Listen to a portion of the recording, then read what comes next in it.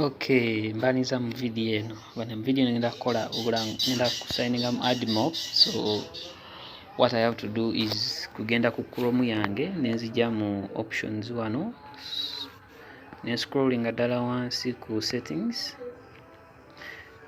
Wano will choose another account. So nosalawo okozesa account mu Google Chrome eno account gy'ogenda okubanga okozesa. In this case yena account gye mbadde naakasigninga in.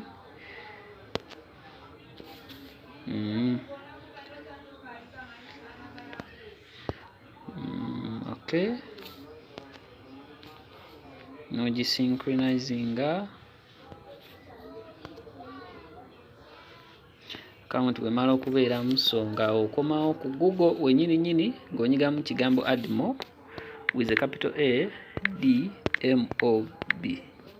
Admob ng'onyiga ku Google bweti bwefaanana Admob. Ng'onyiga ku Admob wenyini, so yetusobozesa okuteeka obulango bwa Google mu app zaffe. So erina wano get started, oba n'onyiga wano waggulu nujja okay, wano eba ekibulookinze ekigambo naye, so kukkiriza awo oba n'onyiga ku get started. Neteekawo email ewaggulu awo, email gye nva okulondawo eri mu settings. Bwe mba sigisynchronizinze ejja kunteerawo email ndala, nenyiga ku next. Jjukira olina okubeera n'ekitabo ne pen aside, so whereby balina kubuuza ebintu nga password. Password kiba kya mugaso nnyo okuba nga olina wagitereka, so kanteekemu eyange speed iri then mbakomerewo. Okay, email yange maze ogiteekamu nga nyiga ku next. Sorry, password ya email yange eno maze ogiteekamu nga nyiga ku next. Google AdSense eba erina okuba nga eri linked ku email yo directory. So email gye nakoze mu video gye nakoledde mu email eno ya video eri waggulu omwo somewhere ginoonye. So wano ng'ekutuusa ku page wait. Yes, send me custom help and performance suggestions. No, your account, your payment country territory. You need to select a country territory where you are currently living in so that we can verify your identity and ensure that you get paid. You cannot change this later. Okay, kati ku page eno number 1 baba bakuweereza suggestions by'oyinza okukola. Okay, so by'oyinza okukola mu number 1 okuweereza wano bw'onyina no ku yes okuweereza suggestions engeri gy'oyinza okufunamu obukodyo bw'oyinza okukozesa okufunamu ssente ku Admob. Nze awunyize yes naye bw'onyiga no tebazikuweereza. Kati wano ku payment country and terrain, ekifo mw'obeera olina okuba nga ekifo kino tokikyusa era ng'olonzeewo region gy'otagenda kuvaamu, kisobozesa abagugo okusasula ssente zo. So making sure nti wano totekawo wrong information wasonga ntosobola zikyusa. Kati nze nakulonda Uganda wasonga kubona verifying KYC know your customer ojja kukozesa ndagamuntu ye Uganda. So nyizeemu Uganda ne scrolling wansi. I have read and understood the terms and conditions. Terms and conditions is thank you for biki osobola obisomamu obweyagala naye nzi basically nabisomamu dda nga nyiga okay. Kye nosooka okugamba nti bo kye batakkiriza kwe kuggwe kennyini okwekirikingira ku bulango bwo, tokkirizibwa kubunyigako. Ekyakubiri tokkirizibwa kugamba muntu mulala waba atuuse mu app ya gidownload nga anyigeyo ku bulango ne waba tali interested. Okay, kati wano eno bagamba we will run a few checks to make sure that your account is ready to show ads. Once we have your better information in your account, we will begin the preview process. Okay, kati wano nga nyiga ku next continue. Sorry, by now email erina okuba nga yazze dda econfirming yes you're welcome to Admob. Iyo yazze dda, so nina okukontinuinga okumaliza settings. Okay, Admob ino bweti bwefaanana. basically ku simu ezimu basically ejja kulwawo okulodinga home page eno lowooza nti efreezinze ninge bate freezinze, so wait bwerabika nyiga no ku get started. Jukira njagala nkoleyo akalango aka app eri gyendi kukola Android project gyendi kola ya tweet bweguba nga tonnagiraba so olina ogirabira wano. Wano wokolera obulango kati basically bakubuuza app platform app yagala kukola yaki Android oba iOS. Nze nyiga ku Android. To make sure that your app is already showing ads, all new apps linked to your supported Google App Store must be previewed and provided. Okay, kati wano bakubuuza is the app listed on the supported App Stores. App gyoyagala okukola eri listed ku Google Play Store oba App Store ziri supported ne Google Play Store. Kati nze nedda lwansonga ndigikola bukozi nyiga kuno enyiga confirm.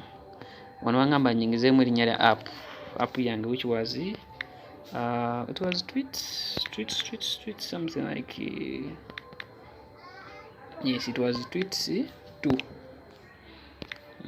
Erinnya lya app yange lyeryo nenyiga add app. Jukira page eno eyinza okulwawo okuludinga ku masimu agamu bw'oba olina computer kiba fine. You have successfully added tweets. Kati ekiddako creating add unit ne testing SDK. Wano nenkomyawo ku main menu ku preview app yange yeno wano. So as of now sinagikolerera kalango yadde n'akamu, so era yiyawo notification ngamba add unit, so nyigawo ku add unit. Ngendeetera mbika bya add unit. Waliwo banner ads bwe buno basically nga kabeera wansi awo. Banner ads mwaberawo interstitial ads, reward interstitial, mwaberawo reward, then native. Okay, nwaberawo ne open up ads. Open up ads mwa bakozesa Zenda, bw'oba bikola Zenda ezo zesooka okulaga. Then video ads zitera okuplayinga nga okay, katugeze nga oli alabye video nanyigako ne playinga. Kati nze app yange nadde nkozeseza reward ads zino wano nekubalira essaawa bonna bali bakozesezako kuwaya tan eyo gyonyiga okufuna obulanga eyo yeno wano. Kati so bwe ngitypinzeeko reward ads bangamba njiwe add name, erinnya lyenjiwa njiwe name ready one. Number of reward osobola okuleka ku 1. Enter reward item osobola okugireka bwotyo nogenda ku create add unit.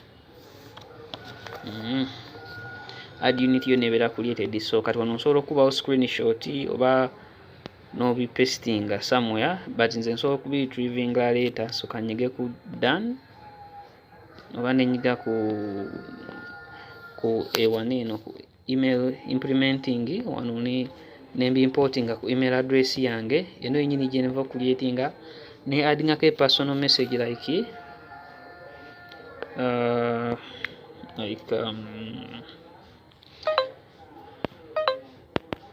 okay, kati kan typing au typinze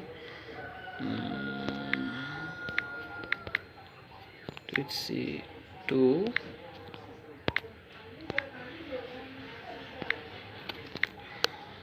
add one. Yeah, keeping a very simple and plain. So nemampereza add unit yange wano ne add SDK, so nenyiga ku send email. Email eno egenda kujja ku email yange waggulu wano ejja kujja. So as of now email ebadde successful sent. Kati gundi eno kiba kijja gitwalira list onakulamba okukuvalifyinga account yange, but as of now bwe manyala kwadinga nyiga wano waggulu wano ku option nenyiga ku apps mba njala kwadinga mu app endala wano wansi waliwo add app wano bwe nyiga nenkoma mu step yemu nentekawo nti Android app oba iOS app nenyiga nti teri supported wantu wonna alala nenyiga done. But since process eno badde nje balaga bulazi awo nsobola okugira nenvaayo Inako privacy policies, message, payment. Payment olina okuba nga oli verified with KYC, so add your payment account. Wano ku KYC verification baba bajja kwetaaga basically kino kyatuuka from the incident of 9/11 bwe batomera Twin Towers. America yatasalawo okuteekawo KYC verification n'eyo customer lwansonga abantu abalina ebigendererwa ebibi batambuza ssente mu ngeri etategeerekese, so ne bikola emirimu egitali mirungi mu nsi endala, so ne bateekawo gundi eno waliwo amawanga agamu nga go gali banned, so yeah, Thailand being one of them. Anyway, kati now kangende mu Google AdSense mu email zange kulage nti email messages zizze. Yeah, bana temweyabira okulayikinga batona likinga ku channel yange, it's okay, you can like and you can unlike oba toyagadde. So basically email yene yasoose okujja bwenzirayo ojjukira account nakagitonda like 15 minutes oba ago, like a day ago. Welcome to Admob. No, welcome to Admob. You are just a few steps away from earning ads. You are often fly start blah blah blah. Azolaba bibino wano types of ad get started. So no downloading maybe app. Yeah, Google AdSense is now on Facebook. Find us here. Kati wenyiga back ku home esobola okundaga today's so far wano ejja kundaga sente zimba earnings yesterday, last month, kugamba ejja gezaako kumpa all scale app zange zonna nga bwe zikola wano home page.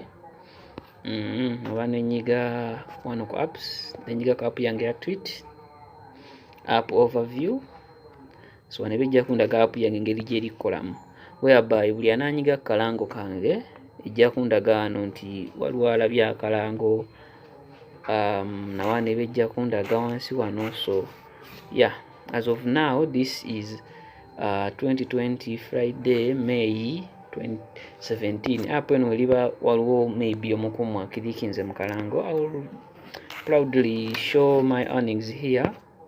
Yeah, kugamba notandika okukola sente mu ngeri eri simple. Kati nze as of now maze ofuna ad yange, so kati ngenda kuddayo mu app series ziri zenkola nteekewo ad eyo, naye nze nga nze sirina gikirikingamu, so nja gibaterawo then mugirabe, naye sigenda gikirikingamu.